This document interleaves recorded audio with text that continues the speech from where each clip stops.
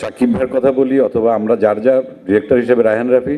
আমরা সবাই চেয়েছি যে বাংলাদেশে এমন কিছু হোক, সময়টা কিন্তু আমাদের হাতে, আমাদের অনুকূলে। আমাদের বাংলা সিনেমার মার্কেটটা কিন্তু অনেক বড় আন্তর্জাতিকভাবে, আমরা সেটাকে প্রপারলি আসলে ব্যবহার করতে পারছি না। আমরা যদি দুই বাংলার কথা চিন্তা করি, সারা পৃথিবীতে যত বাঙালি দর্শক আছে তাদের কথা চিন্তা করি, এখন চোখগুলো আমাদের আসলে দৃষ্টিভঙ্গিগুলো চেঞ্জ হয়ে গেছে। ইন্টারন্যাশনাল ফিল্ম আমরা দেখি, দেশি বিদেশি অনেক কিছু দেখি,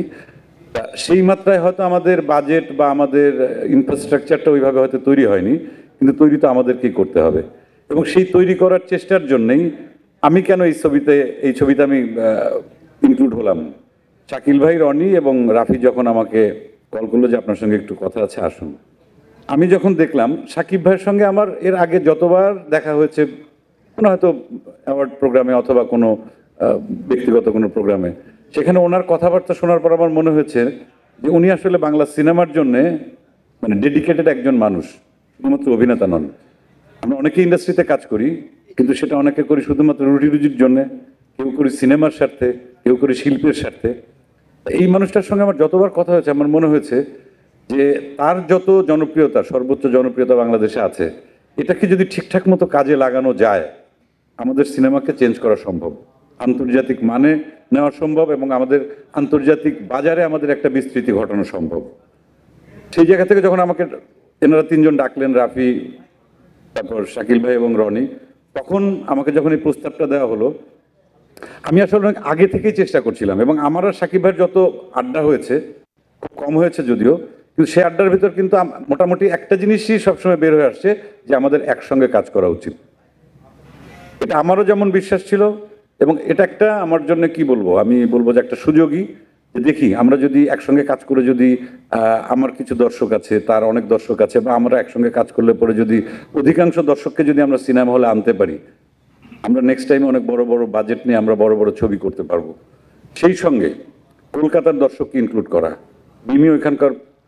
মানে মানে মোস্ট পপুলার একজন অ্যাক্টর, আমি যেটা বলবো তার জনপ্রিয়তা ওখানে তুঙ্গে। তার মানে কি আমরা আমাদের সঙ্গে আমরা একাত্ম হয়ে কাজ করব, সেই সঙ্গে কিন্তু আমার মনে হয় কি যে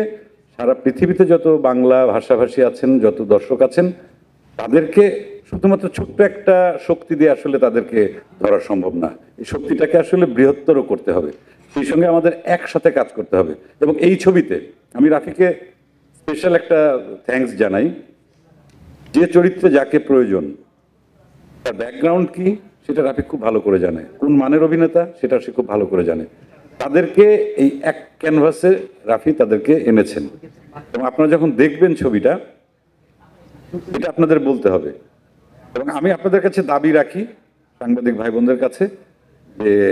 সবসময় কিন্তু ছিল ভালো কাজের পেছনে পেছন থেকে টান দেওয়া, পিছিয়ে নিয়ে যাওয়া, কিন্তু আপনারা যদি ইন্ডাস্ট্রির কথা চিন্তা করেন, ইন্ডাস্ট্রির ভালো চিন্তা করেন, বাংলা সিনেমার ভালো চিন্তা করেন, এবং আমরা যারা এখানে আছি অথবা আমরা যারা চিন্তা করছি, আমরা বোধহয় একাত্ম হয়ে যদি কাজ করি সিনেমার ভালোর জন্যে, আমাদের সিনেমা, বাংলা সিনেমা আন্তর্জাতিক মানে পৌঁছাবে তো বটেই, সেই সঙ্গে আমরা বিশ্ব সিনেমার বাজার আমরা দখল করতে পারবো, কারণ আমাদের দর্শক প্রচুর।